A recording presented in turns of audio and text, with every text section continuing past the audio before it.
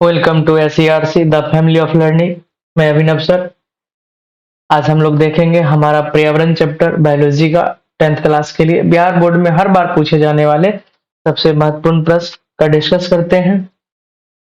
इससे पहले का जो चैप्टर है या पहले का जो क्लास है, अगर आप नहीं देखे हैं तो आई बटन पे लिंक है, वहां पे जाके आप प्लेलिस्ट में जाके सारे क्लास को देख सकते हैं। तो बिना वक्त गवाए हम लोग अपने प्रश्न की ओर चलते हैं। तो चलिए शुरू करते हैं। पहला प्रश्न है आपके लिए, तालाब किस प्रकार का पारिस्थितिक तंत्र है? अगर हम बात करें तालाब पारिस्थितिक तंत्र का, तो ऑप्शन हो जाएगा कृत्रिम, दूसरा ऑप्शन हो जाएगा प्राकृतिक, तीसरा हो जाएगा अजैविक, चौथा हो जाएगा इनमें से कोई नहीं। अगर हम बात करें तालाब की, तो तालाब क्या होता है? प्राकृतिक पारिस्थितिक तंत्र है, इकोसिस्टम है। पारिस्थितिक तंत्र इंग्लिश में उसे इकोसिस्टम कहते हैं।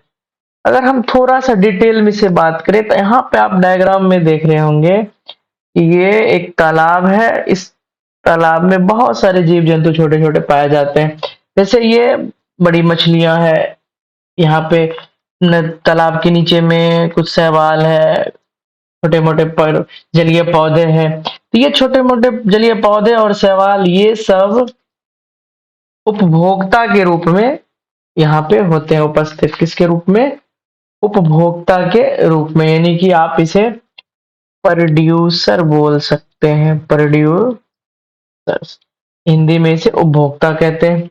इससे और इसे खाने वाले कीड़े मकोड़े या छोटे छोटी मछलियां जो होती है, या छोटे छोटे जो मछलियां होती है, उसे आप कह सकते हैं प्राइमरी कंज्यूमर। इसे आप क्या कह सकते हैं? प्राइमरी कंज्यूमर बोल सकते हैं। अब जो उससे थोड़ी बड़ी मछलियां हैं, उसे आप सेकेंडरी कंज्यूमर बोल सकते हैं। और जो सबसे बड़ी मछलियां, या आप यहाँ पे आने, यहाँ तो पक्षी है नहीं, अगर यहाँ पे कोई मछली को खाने वाले पक्षी प्रेजेंट रहेगा तो उसे आप टर्सरी कंज्यूमर बोल सकते हैं, तृतीय उपभोक्ता बोल सकते हैं। इस प्रकार से तालाब इकोसिस्टम होता है या पॉन्ड इकोसिस्टम होता है। इसे फ्रेश वाटर इकोसिस्टम भी कहते हैं। यहाँ पे भी अगर एनर्जी आता है तो सन के द्वारा, अगर यहाँ पे हम अगर सन बना दें तो सनलाइट के द्वारा ही, सौर ऊर्जा के द्वारा ही क्या होता है? एनर्जी मिलता है। तो आप इस डायग्राम की मदद से आसानी से समझ सकते हैं कि तालाब इकोसिस्टम में या पॉन्ड इकोसिस्टम में कौन प्रोड्यूसर है, कौन कंज्यूमर है, कौन प्राइमरी कंज्यूमर, कौन सेकेंडरी कंज्यूमर और कौन टर्सरी कंज्यूमर है। तो आप इस प्रकार से देख सकते हैं। तो अगला प्रश्न हम लोग देखते हैं, निम्न में से कौन पारिस्थितिक तंत्र में अधिकतम संख्या में मौजूद होते हैं? ऑप्शन पहला है उत्पादक, शाकाहारी, मांसभक्षी, सर्वभक्षक। तो अगर हम बात करें उत्पादक, तो सबसे ज्यादा अगर इकोसिस्टम में मौजूद होगा तो कौन होगा? उत्पादक। उसके बाद कंज्यूमर के रूप में शाकाहारी होगा, फिर मांसभक्षी और सर्वभक्षी होगा। तो सही आंसर हम लोग का हो जाएगा उत्पादक। तो यहाँ पे अगर हम देखें तो उत्पादक होता कौन? तो जितनी भी हरे पेड़ पौधा है वो सब क्या कहलाएंगे? उत्पादक। पारिस्थितिक तंत्र में हरे पेड़ पौधे उत्पादक के रूप में पाए जाते हैं। चलिए अगला प्रश्न हम लोग देखते हैं, पारिस्थितिक तंत्र में ऊर्जा का स्रोत है, सोर्स ऑफ एनर्जी क्या है? वर्षा का जल, सूर्य का प्रकाश, वायु, मिट्टी। नहीं, वर्षा का जल सोर्स ऑफ एनर्जी नहीं है। सूर्य का प्रकाश क्या है? सोर्स ऑफ एनर्जी है। किसमें? इकोसिस्टम में। अगर हम बात करें energy flow through an ecosystem, तो एग्जांपल के रूप में तो आप देखेंगे ऑक्सीजन, ये सॉरी, यानी कि ये सन एनर्जी क्या होती है? कौन कंज्यूम करती है? प्रोड्यूसर कंज्यूम करती है। और प्रोड्यूसर एनर्जी कहाँ से प्राप्त करते हैं? सूर्य से, सन से। और प्रोड्यूसर को कौन खाता है? तो प्राइमरी कंज्यूमर खाता है। और प्राइमरी कंज्यूमर को फिर सेकेंडरी कंज्यूमर खा जाता है। अगर इस इकोसिस्टम में अगर टर्सरी कंज्यूमर नहीं है तो सेकेंडरी और प्राइमरी कंज्यूमर की नेचुरल डेथ होगी। तो प्राइमरी का तो नेचुरल डेथ होगा नहीं, अगर हो गया तो फिर ये सॉइल डिकम्पोजर जैसे आप कवक कह सकते हैं, बैक्टीरिया कह सकते हैं, ये सब क्या करता है, इस मरे हुए शरीर को पचा देता है। तो कुल मिलाकर अगर देखा जाए किसी भी सिस्टम में अगर एनर्जी की, सोर्स ऑफ एनर्जी की बात किया जाए तो वो क्या है, सन। सूर्य से ही ऊर्जा की प्राप्ति होती है। सही आंसर हम लोगों का बी हो जाएगा। अगला प्रश्न है, ओजोन परत का ह्रास मुख्यतः किसके द्वारा होता है? ओजोन परत का ह्रास प्रदूषण, फिरकनाशी, सीएफसी और मीथेन गैस। तो सबसे अच्छा उदाहरण है सीएफसी, क्लोरोफ्लोरोकार्बन। अगर हम ओजोन परत की बात करें तो ओजोन का संरचना सूत्र होता है O3। ओजोन एक लेयर है हमारे पृथ्वी के ऊपर,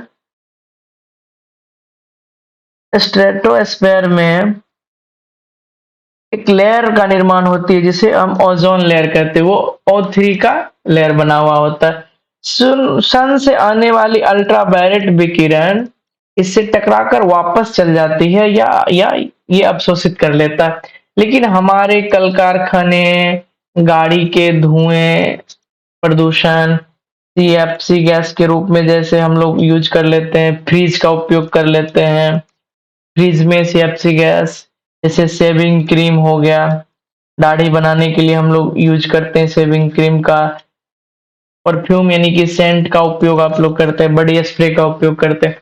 इन सब चीज में फॉग के रूप में सीएफसी गैस निकलते हैं और ये वायुमंडल में ऊपर जाते हैं और O3 को तोड़ने का काम करता है, डैमेज हो जाता है। तो यहाँ से फिर जो विकिरणें होती है, हानिकारक विकिरणें नीचे आना शुरू हो जाता है, जिसके कारण हमारे शरीर में विभिन्न प्रकार के उत्परिवर्तन देखने को मिल सकता है। त्वचा संबंधित रोग जैसे कैंसर देखने को मिल सकता है, मोतियाबिंद देखने को मिल सकता है। अगला प्रश्न हम लोग देखते हैं, इसका सही आंसर सीएफसी हो जाएगा। अगला प्रश्न देखते हैं, ओजोन को ओजोन के अणु में ऑक्सीजन की परमाणु की संख्या होती है। अभी अभी मैंने पिछले क्वेश्चन में डिस्कस किया कि ओजोन का क्या होता है संरचना सूत्र O3, तो ऑक्सीजन की संख्या क्या होगी, तो होगी। अगर हम ओजोन निर्माण की बात करें, ओजोन का निर्माण कैसे होता है, तो हमारे वायुमंडल में O2 तो ऐसे नॉर्मली मिल जाएंगे और जो फ्री ऑक्सीजन मॉलिक्यूल्स घूमते रहता है, सन लाइट के यूवी रे के कारण एनर्जी पाके वो क्या करता है, बाइंड कर जाता है, जुड़ जाता है और ये क्या बना लेता है, O3 बना लेता है।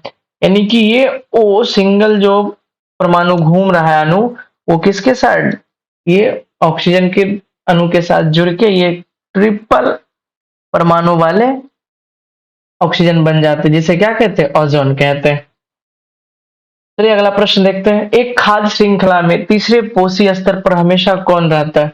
अगर हम खाद्य श्रृंखला की बात करें तो पहला पोषी स्तर तो कंज्यूमर, प्रथम पोषी स्तर, तो अगर हम देखें पोषी स्तर होते हैं चार प्रकार। एक होते हैं प्रथम पोषी स्तर, दूसरा होता है द्वितीय पोषी स्तर, तीसरा होता है तृतीय पोषी स्तर, चौथा होता है चतुर्थ पोषी स्तर।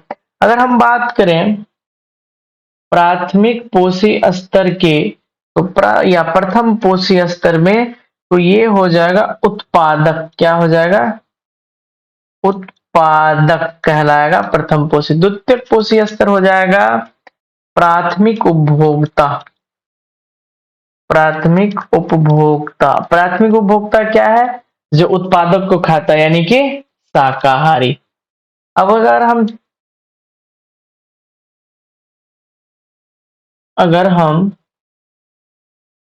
तृतीय तृतीय पोषी स्तर की बात करें तो तृतीय पोषी स्तर में द्वितीयक उपभोक्ता आ जाएंगे, कौन आ जाएंगे, द्वितीयक उपभोक्ता आ जाएंगे और चतुर्थ पोषी स्तर में आ जाएंगे तृतीयक उपभोक्ता। अब देखिए जो उत्पादक को खाएगा, जो उत्पादक को खाएगा वो तो क्या होगा, शाकाहारी होगा। क्वेश्चन कह रहा है तृतीय पोषी स्तर, तृतीय पोषी स्तर में कौन है, द्वितीय उपभोक्ता, यानी कि प्राथमिक उपभोक्ता को जो खाएगा वो क्या होगा, मांसाहारी होगा। तो सही आंसर हम लोगों का हो जाएगा क्या, मांसाहारी। यहाँ पे आप इसको डायग्राम की मदद से भी या चार्ट की मदद से भी देख सकते हैं। चलिए अगला प्रश्न हम लोग देखते हैं, ओजोन परत पाई जाती है। पहला है स्ट्रेटोस्फीयर में, एक्सोस्फीयर में, आइनोस्फीयर में, ट्रोपोस्फीयर में। तो इसको डायग्राम्स की मदद से समझते हैं। अगर हम एटमॉस्फेरिक लेयर को देखें तो पहला हो जाता है ट्रोपोस्फेयर। थोड़ा सा हम कलर चेंज कर लें, ट्रोपोस्फेयर के रूप में। दूसरा हो जाता है स्ट्रेटोस्फेयर के रूप में। तीसरा हो जाता है मीसोस्फेयर। चौथा हो जाता है थर्मोस्फेयर। पांचवा और अंतिम हो जाता है एक्सोस्फेयर। अगर हम बात करें ओजोन परत की तो स्ट्रेटोस्फेयर में ओजोन परत पाया जाती है। यहाँ पे आप ओजोन परत लिखा हुआ। अगर हवाई जहाज उड़ने की बात करें, आप जो हवाई सफर करते हैं वो किस लेयर में, स्ट्रेटोस्फेयर में आप हवाई जहाज तो अगर तो यानी कि हवाई जहाज को जो उड़ान भरती है इसी के अंदर 20 किलोमीटर के अंदर ही ट्रोपोस्फेयर में रहती है। अगर हम सैटेलाइट की बात करें, हम जितने भी सैटेलाइट भेज रखे हैं ऊपर, तो वो कहाँ रहता है, वो आप कह सकते हैं थर्मोस्फेयर के थोड़ी सी नीचे, या थर्मोस्फेयर में आप बोल सकते हैं, थर्मोस्फेयर में रहते हैं। उल्का पिंड सब भी गिरता है थर्मोस्फेयर में ही देखने को मिलता है। आप यहाँ पे देख सकते हैं सारा। तो सही आंसर हम लोगों का हो जाएगा ए नंबर, स्ट्रेटोस्फेयर। अगला प्रश्न हम लोग देखेंगे, पारिस्थितिक तंत्र में ऊर्जा का प्रवाह किस दिशा में होता है, एक दिशीय, द्विदिशीय, बहुदिशीय, किसी भी दिशा में। तो जब भी पारिस्थितिक तंत्र में ऊर्जा का प्रवाह होगा तो एक दिशीय होगा। जैसे ऊर्जा सन से निकली, कहाँ आया, प्लांट में, यानी कि कंज्यूमर के पास आया। कंज्यूमर ने क्या, प्रोड्यूसर के पास आया पहले। प्रोड्यूसर ने क्या किया, प्राइमरी कंज्यूमर को दिया। प्राइमरी कंज्यूमर सेकेंडरी कंज्यूमर को ऊर्जा दिया।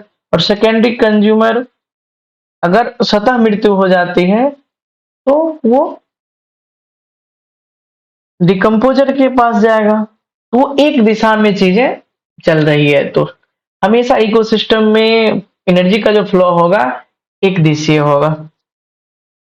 चलिए तो अगला प्रश्न हम लोग देखते हैं, ओजोन परत पाया जाता है वायुमंडल के निचले स्तर में, वायुमंडल के ऊपरी स्तर में, वायुमंडल के मध्य स्तर में, कहीं नहीं। तो एनसीईआरटी इस चीज को क्लियर नहीं किया है ऊपर है या नीचे है, कहाँ है। लेकिन आप थोड़ा सा दिमाग लगा के पिछले क्वेश्चन पे आप अगर देखेंगे बैक करके, या जब क्लास खत्म होगी तो बैक करके आप देख सकते हैं पुनः, तो मध्य स्तर के आसपास, सतह, मध्य सतह के आसपास वो चीज आपको देखने को मिलेगा। सॉरी, सतह है लिखा हुआ ना, सतह में। तो सही आंसर हम लोगों का हो जाएगा वायुमंडल के मध्य सतह। अगला प्रश्न अब हम लोग देखते हैं, इनमें से आहार श्रृंखला का निर्माण करता है। ऑप्शन देखना पड़ेगा, घास, गेहूं तथा आम। आहार श्रृंखला क्या होता है, एक दूसरे को खा के अपनी श्रृंखला या अपनी जरूरत चीजें पूरा करता है। आहार श्रृंखला वही एक तरह से हो सकता है। जैसे आप अगर परिभाषा बोलना चाहे, एक पारिस्थितिक तंत्र की ऊर्जा का एक पथीय प्रभाव उसमें स्थित श्रृंखलाबद्ध तरीके से जुड़े जीवों द्वारा होता है। जीवों के द्वारा श्रृंखला को ही आहार श्रृंखला कहते हैं। अब इसमें देखिए घास और गेहूं दोनों एक ही है, इसको कोई खाएगा नहीं। आम एक कुछ अलग हो गया, ये तो होने से रहा। बकरी, गाय, चलिए बकरी भी गाय से जुड़ी हुई नहीं है, बकरी भी घास खाएगी, गाय भी घास खाएगी। हाथी भी एक तरह से देखा तो पेड़ पौधों को टहनिए खाते घास। मान लेते थोड़ी देर के लिए मछली खाएगी, लेकिन मछली बकरी को नहीं खाएगी, या बकरी मछली को नहीं खाएगी। तो यहाँ पे हम एक उम्मीद लगा सकते हैं कि जो घास है, घास खाएगा बकरी, और बकरी को मानव खा सकता है। जो सर्वाहारी मानव होंगे, वैसे मानव तो सर्वाहारी ही होता है। ये एक आहार श्रृंखला बन रहा है। ये क्या हो रहा है, एक आहार श्रृंखला का निर्माण कर रहा है। सही आंसर हम लोगों का हो जाएगा बी, घास, बकरी और मानव। अगला प्रश्न हम लोग देखते हैं, और यहाँ पे भी आप देख ही सकते हैं अगर डायग्राम। अगला प्रश्न जाने से पहले हम लोग क्या करते हैं, डायग्राम को थोड़ा सा देख लेते हैं कि एक आहार श्रृंखला कैसे बन रहा है। प्राइमरी प्रोड्यूसर, आप जी आप प्रोड्यूसर बोल दीजिए, ग्रास है, सन से एनर्जी ग्रहण क्या हो, और ग्रास को खाएगा कौन, ग्रास होपर, जिसे टिड्डा भी आप लोग कहते हैं, प्राइमरी कंज्यूमर है। उसके बाद इसे फ्रॉग खा लेगा, टिड्डा को, मेढक। अब ये जो भाई साहब मेढक खा लेगा, अब मेढक को भी खाने के लिए पहले से बैठा हुआ है स्नेक, जिसे आप टर्सरी कंज्यूमर कह सकते हैं, यानी कि सांप इसको खा लेगा, मेढक को। तो एक आहार चक्र भी बन रहा है। अभी भाई साहब सांप भी नहीं बच पाएगा अगर टॉप कंज्यूमर यहाँ पे ऐसे एपेक्स कंज्यूमर को कभी कभी टॉप कंज्यूमर भी लिखता है। गिद्ध होते हैं या ईगल होते हैं जो आप कह लीजिए इन्हें, ये क्या करता है, या बाज कह लीजिए, बाज सांप को खा जाता है। और बाज की क्या होती है, नेचुरल मृत्यु होती है। तो फिर बैक्टीरिया हो फंगी, ये सब क्या होते हैं, डिकम्पोजर का काम करता है। डिकम्पोजर क्या होता है, ये सूक्ष्म जीव होते हैं और जिस कंज्यूमर की स्वतः नेचुरल मौत होती है उसके शरीर को सड़ा गला के पचा देता है, यही डिकम्पोजर का काम है। यहाँ पे आपने देखा एक आहार श्रृंखला बना, एक दूसरे से जुड़ा हुआ है, तो इसी को आहार श्रृंखला कहते हैं। चलिए अगला प्रश्न हम लोग देखते हैं, कौन सा अजैव निम्नीकरणीय कचरा है? टिश्यू पेपर, केले के छिलके, थर्मोकोल, इनमें से सभी। अगर हम बात करें अजैव निम्नीकरणीय की, तो सही आंसर होना चाहिए या होगा ही थर्मोकोल। अगर हम थोड़ा सा यहाँ पे ध्यान दीजिए तो एक जैव निम्नीकरणीय है, निम्नीकरणीय, और एक अजैव निम्नीकरणीय है।